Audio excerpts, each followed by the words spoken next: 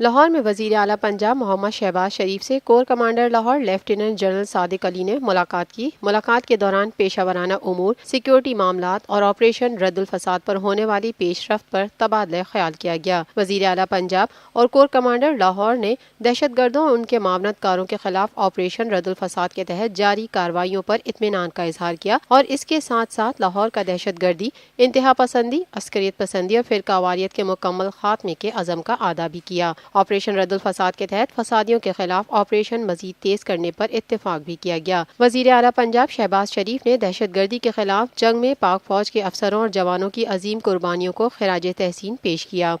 یہ ہے TNN TV، دیکھتے رہیے تازہ ترین خبریں اور ایکسکلوزیو رپورٹس۔